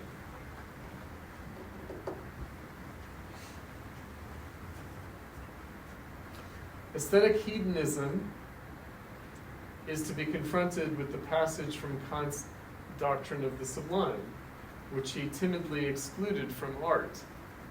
So Kant excluded the sublime from art in a remarkable way. Happiness in artworks would be the feeling they instill of standing firm. So we looked at the painting that gives some expression to the feeling of the sublime, the Caspar David Friedrich, the wanderer above the sea of fog, right? Standing firm. This holds true for the aesthetic sphere as a whole more than for any particular work. So what he means is that even the expression of pain, the expression of dissonance, the expression of conflict, that once it's objectified in the artwork, it still gives you a sense of reconciliation, just because it's able to stand firm in the face of that dissonance.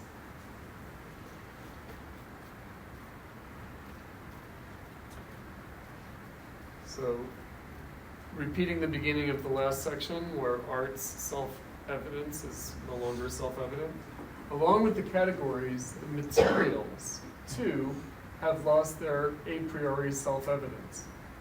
And this is apparent in the case of poetic language.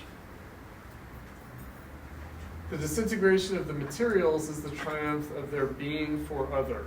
So that would be another way of thinking about autonomy. So autonomy is being for self,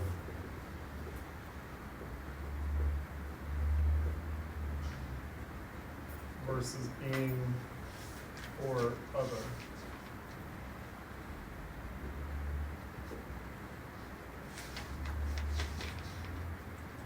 Right, so that would be a kind of for itself, as opposed to for other.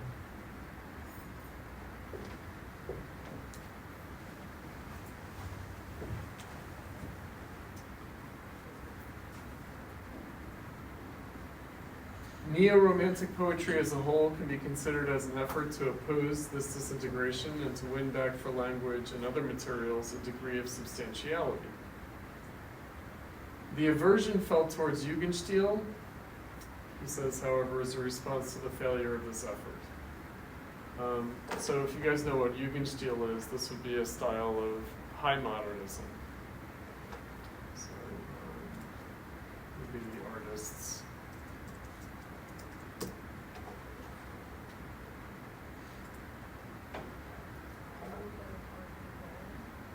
It is like Art Nouveau. So it's usually like a kind of a popular style, but I want to say that kind of Klimt is Jugendstil, maybe. Hmm? A little bit. A little bit. Yeah, Jugendstil usually refers like Art Nouveau to like a popular style. I think a lot of crafts were really like fans.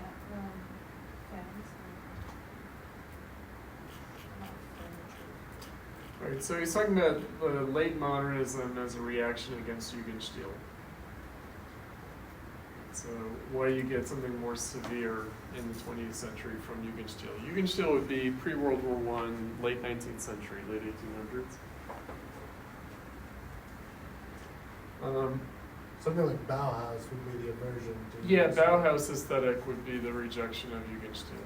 Yeah, that's right.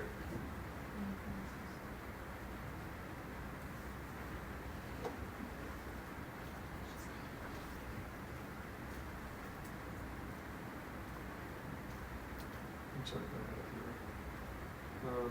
So he's talking about in terms of materials. I mean, it means very literally not the form, but the stuff. Right, so he talks about it in terms of like musical material, right, but it would be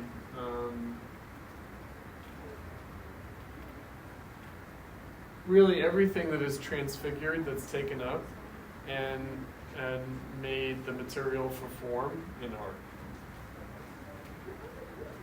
So he's using an old expression, the artist and his materials. The artist and his materials. So what does the artist do? Transfigure the material and make it into something not accidental or empirical, but something formal and necessary. And so you could, art could respond to its own crisis by devolving from aesthetic form back into materiality. And we see a lot of that. Postmodernism has qualities of that, but he's talking about the impulses in modernism itself. Talks about abstract painting, like geometric patterns becoming just merely what they are. Mm-hmm. It's related to the Bauhaus. So Bauhaus was part of a larger movement called the Neue Sachlichkeit.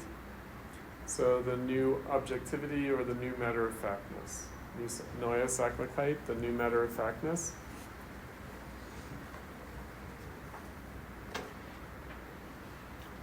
Art responds to the loss of its self-evidence not simply by concrete transformations of its procedures and comportments, but by trying to pull itself free from its own concept, as from a shackle, the fact that it is art.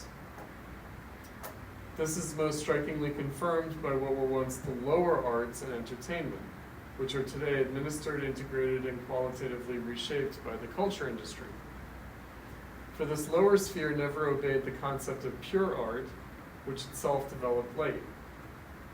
This sphere, a testimony of culture's failure that is constantly intruded upon this culture, made it will itself to failure. Just what all humor, blessedly concordant in both its traditional and contemporary forms, accomplishes. Those who have been duped by the culture industry and are eager for its commodities were never familiar with art. They are therefore able to perceive art's inadequacy to the present life process of society, though they're not able to perceive society's own untruth, more unobstructedly than do those who still remember what an artwork once was. They push for the de-aestheticization of art. Its unmistakable symptom is the passion to touch everything, to allow no work to be what it is, to dress it up, to narrow its distance from its viewer. The humiliating difference between art and the life people lead, and in which they do not want to be bothered because they could not bear it otherwise, must be made to disappear. This is the subjective basis for classifying art among the consumer goods under the control of vested interests. If despite all this, art does not become simply consumable, then at least the relation to it can be modeled on the relation to actual commodity goods. This is made easier because in the age of overproduction, the commodity's use value has become questionable and yields to the secondary gratification of prestige, of being in step, and finally, of the commodity character itself, a parody of aesthetic semblance. Nothing remains of the autonomy of art, that artwork should be considered better than they consider themselves. To be arouses indignation in culture consumers or customers. Other than the fetish character of the commodity, regression to the archaic fetishism in the origin of art. To this extent, the contemporary attitude to art is regressive. Okay, so let's unpack this. So you'll see that last week I included, because it was beginning to be broached as a topic in last week's reading.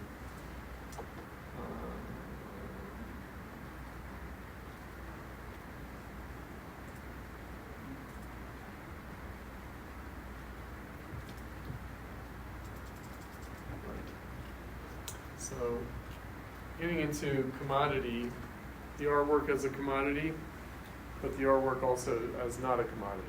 So it is a commodity, it's not a commodity. So first we have to establish what a commodity is. So he mentioned use value. So for something to be a commodity, it has to be useful. It has to be a use value. It has to be useful in some way to someone, including, as Marx put it, it can be useful to someone just in their imagination. It doesn't have to be like physically useful. So for something to be a commodity, it has to be useful, but it also, to be a commodity, has to be exchangeable. So it has a dual character, it has a use value, and it has an exchange value. As a use value, so something in its use is, by its very definition, incommensurable, and that's because the use of something is always qualitatively concrete and particular.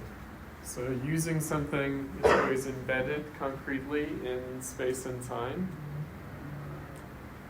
It's always particular in that sense, and it has a qualitative character as incommensurable. But at the same time, because a commodity is also an exchange value, it's exchangeable, it has to be commensurable. So you have to be able to make it commensurate with something else in order to be able to make it exchangeable.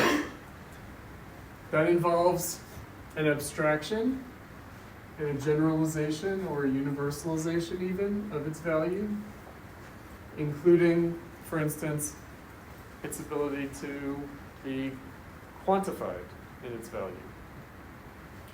So the point of this is that the commodity form involves the combination of things that appear to be the opposite of each other. So it combines the particular and the universal. It combines the concrete and the abstract. It combines the qualitative and the quantitative. And it combines the incommensurable and the commensurable. So he'll often talk about it in terms of the particular and the general, or the particular and the universal. Okay, so we're not just talking about things that are consumer articles or articles of consumption. We're not just talking about the use value and exchange value of commodities, but we're also talking about the value, this form of value, combining use value and exchange value, of production itself, of labor. So we're talking about two dimensions of the social value of our activity, of our labor. So labor would be a specific kind of meaning here. It wouldn't just be work. It would be work as valued in society.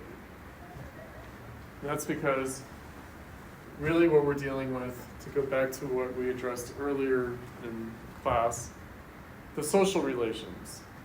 So the social relations of this commodity form of value.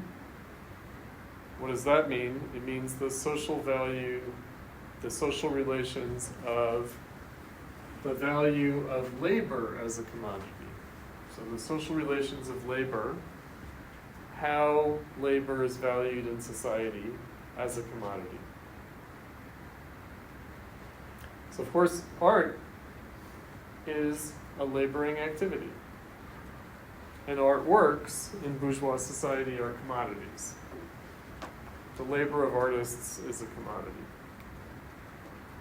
Right, so not just the product, the consumer article, but the production, the labor, is a commodity. I think that we talked about this when we talked about Hegel's introductory lectures on aesthetics. Social relations. So when we're talking about bourgeois social relations, we're not just talking about relations between people. We're not just talking about exchange relations between members of society. We're also talking about, so we are talking about relations with others, or between people. We're also talking about relations to nature and relations to ourselves, so the self-relation. So this gets us to the commodity fetishism idea, which is not a psychological fetish or a sexual fetish, but an anthropological fetish, meaning a religious form. So the fetishism of commodities has to do with how the social relations of labor as a commodity being like religion. So it's a form of fetishism in the way that religion is a form of fetishism. So before bourgeois society made our social relations those of labor, what were the social relations? They were the social relations of religion. How did we relate to others, to nature, and to ourselves? Through the relations of religious morality. Right, so not just religion as a belief system, but religion as a moral system. So again, Nietzsche, on the genealogy of morals, a polemic. How did bourgeois society emerge out of Christianity? How did it represent a transvaluation of values from Christianity? And transformation of our relations, including our self-relation. So that's what commodity fetishism refers to. So art had a place in the earlier form of fetishism, namely religion. It also has a place in the new form of fetishism, namely the social relations of a commodity-producing society. That's what bourgeois society is. It's a commodity-producing society. What does that mean? It's a society in which commodities produce other commodities. So in which our activity is a commodity that produces other commodities. Our labor is a commodity, producing other commodities that serve to reproduce our labor. Does it have an entertainment aspect of it, or is it just? Sure. So entertainment Right, so religion, you guys have heard this phrase from me, art should be more than propaganda or entertainment. So, the ritual character of art, its place, its participation in the fetish forms of traditional civilization would also go for the court art and also the popular folk art, the folk culture. So entertainment, recreational activity, leisure activity, the activity that refreshes us, right, and that restores us to ourselves, that would be something that was done as a ritual activity, whether through the formal religion or through the religion in the broader sense of the moral, practical life of people. And of course, art comes out of that too, meaning art has not only been cultic in the sense of religious propaganda, but it's also been cultic in terms of entertainment. I mean, the agony about entertainment, because he brings up culture industry, and let me just say something about that phrase. So I mentioned that the most widespread in English piece of writing by Adorno for many years was the chapter on the culture industry in the book that he wrote with Max Horkheimer, The Dialectic of Enlightenment. So culture industry not only refers to the industry of culture, the show business, but the culture of industry. So not just the industry of culture, but the culture of industry. So not only the section of the economy that makes money off cultural objects and art, whether that's Hollywood or whether it's the museum and gallery system for fine art, or academia for training artists and critics to participate in that system of cultural production. So it's not just the industry of culture, right? So the School of the Art Institute of Chicago is definitely part of the culture industry. Why? Because it's bread and butter is culture and art. That's what it makes its money off of. That's how it keeps itself going. It's part of the economy in that domain. Right? We don't make cars. We make artists. Like the commodity that the Art Institute produces is you. Right? You might think that the commodity you get is the degree. Actually, no, it's not the commodity that you get.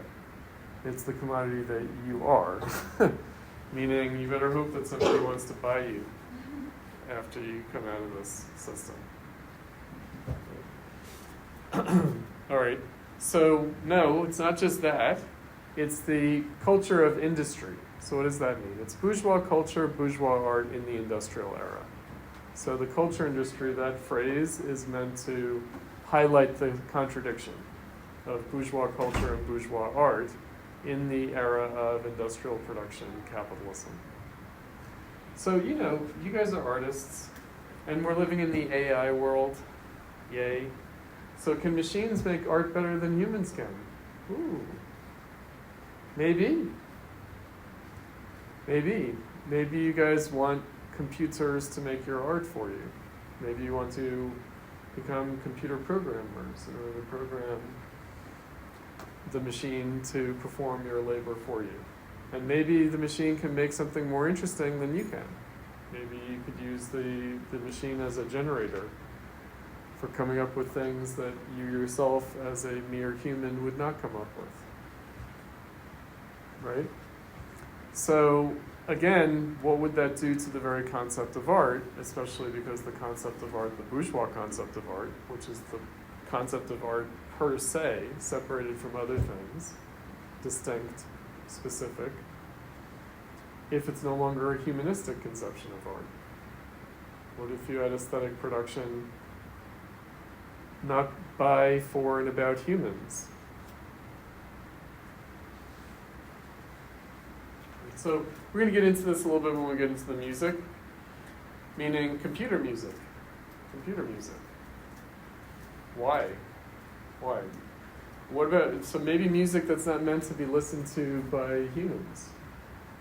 Maybe music that has a formal principle that has nothing to do with the aesthetic sensation, feeling, psychology of humans, but it's just its own formal principle in and for itself. Right, so what if it's art that's not only made by computers, but art that's made for computers? Right, because that's happening, isn't it? Like, in other words, now that we know that AI is crawling the internet and processing all the art on the internet, does that mean that you have to make your work in such a way as to not appeal to a human viewer, but rather a code viewer, right?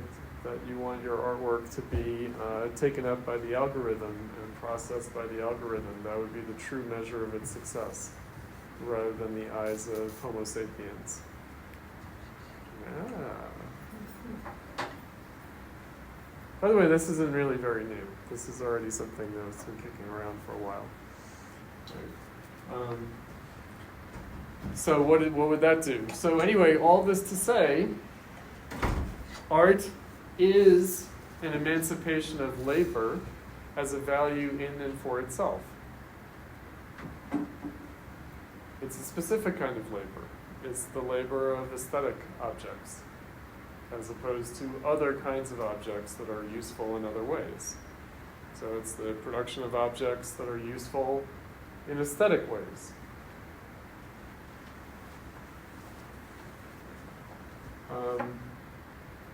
Okay, so when that goes into crisis, this social relation of production, including the social relation of the production of aesthetic goods, of aesthetic commodities, what happens to that activity? What happens to that object? What happens to that commodity? And what happens to its place in society? And so you could say this is what modernism is. Modernism is the registration, the effect of bourgeois art losing its place as a commodity in society, becoming uncertain of itself, becoming uncertain of its purpose. T.J. Clark, so I think in the first week's readings, the little background readings, I had the two debates, the Habermas versus Leotard, but also the Michael Fried versus T.J. Clark on Clement Greenberg. So T.J. Clark defined modernism as bourgeois art without a bourgeois public. Bourgeois art without a bourgeois public. Bourgeois production, namely still producing aesthetic objects according to a bourgeois principle, meaning an aesthetic commodity, but without a bourgeois public, without a bourgeois consumer. Well, what would that even mean? Right, it would mean that there's some disconnect between production and consumption, between making and experiencing, because that's really where Adorno is going with it. Meaning, does art objectify experience? Does it objectify aesthetic experience and aesthetic subjectivity anymore? Or does it become a form divorced from subjective experience? It couldn't entirely, because we still read it, we still look at it, we still listen to it. And yet there is this sort of distancing from the immediacy of experience.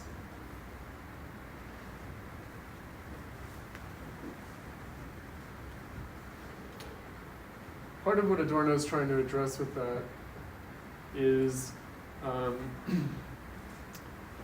late modernism, we could call it a kind of hypermodernism, late modernism, where form, aesthetic form, takes on the character of an end in itself, as opposed to a means to an end.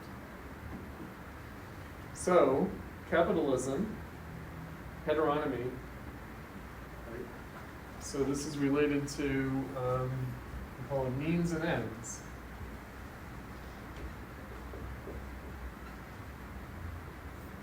Also form and content. So These are related antinomies in the commodity form.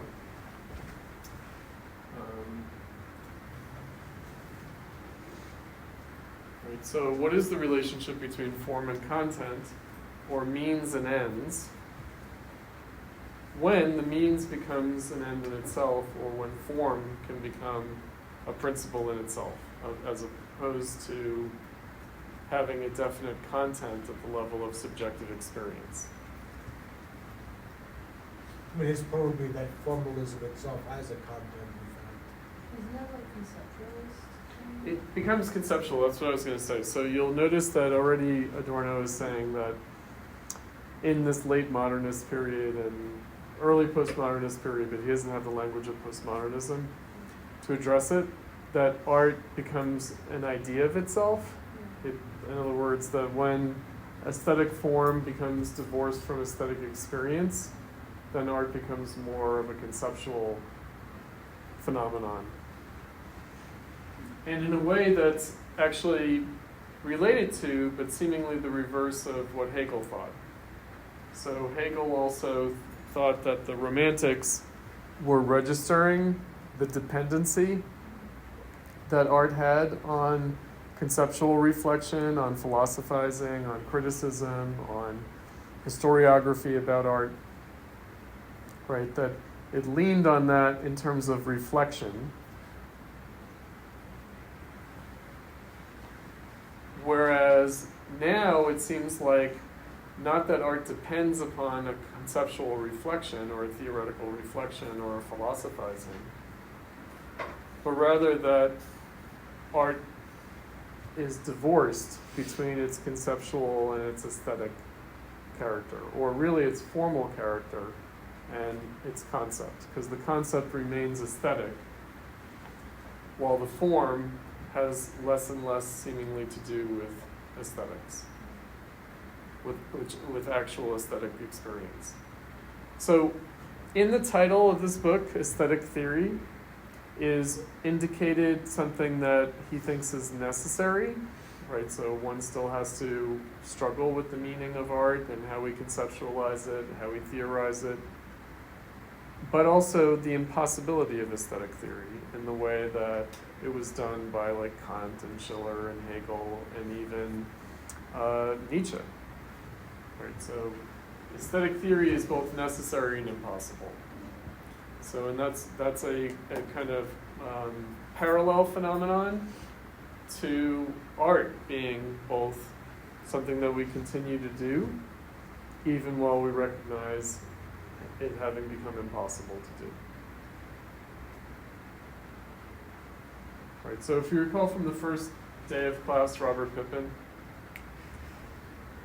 right, how long can art be about the end of art? Right, why did art take itself up as its subject? Right, but again, how long can art be about the end of art? Because it is. Right, how long can art, which is by its very nature an aesthetic objectification, be about the end of, or the impossibility of, aesthetic objectification? Now, what Adorno is starting out with, again, with respect to what we were talking about earlier, is, okay, so art can try to make up for this by justifying itself with a social mission, with social responsibility, with like social content. But that entails abandoning the very problem that art has come to exemplify in capitalism, namely the purpose of aesthetic form itself. Now, how did that happen? Well, of course, the purpose of human existence itself. Purpose of human existence itself has come into question. So, of course, that means that the purpose of human experience, including aesthetic experience, is in question. Right? What is art supposed to do? What is it supposed to accomplish? So we might avoid that problem by saying, oh, it's to have a social justice or political purpose or something like that, right? Right, to sort of force a reconciliation. So, again, Nietzsche, nihilism, right? How does nihilism point beyond itself? How is an art of nihilism pointing beyond itself?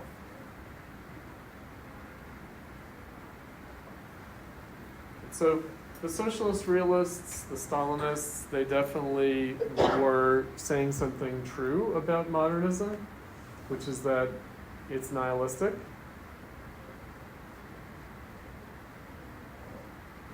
And it's socially irresponsible.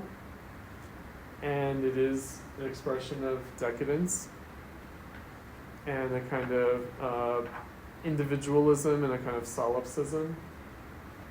Right? And that's why the terms for condemning modernism were formalism, reification of form, the value of form over content.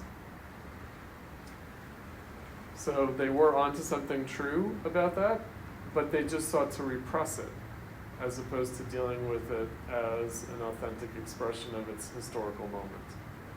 The anti-modernism. Yeah, that's the anti-modernism. So another way of thinking about it, again in Nietzsche's terms, is that you could deal with modern nihilism by denying it and just going back to some ancient religion. You could become a religious fundamentalist, or you could become a Buddhist, or you could become like a Stoic. Like you could adopt some comportment or mindset or some source of meaning that represses the real problem of meaning, of substantial meaning in modern society and capitalism. But it would just be repressing it. So it would itself be part of the problem, but just in a denied way.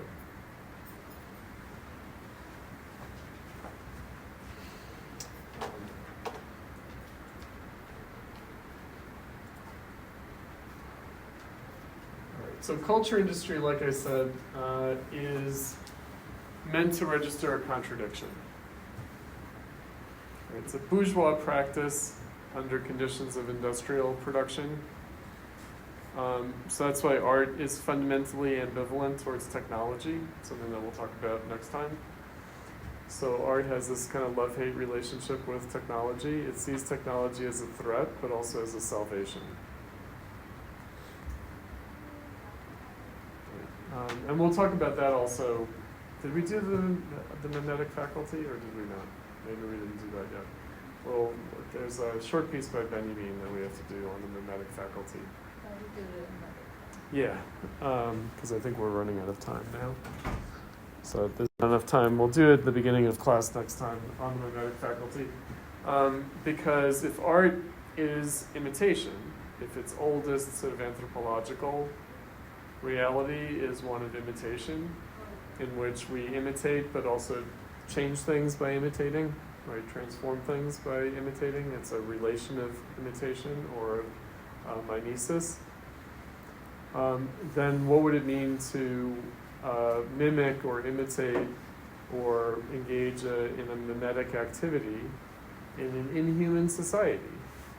Right? So art might try to imitate technology.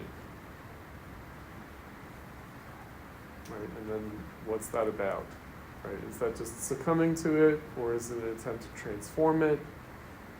Right, is it kind of submitting, subordinating, or is it an attempt to transcend this conflict that we experience between human production and machine production in the industrial era?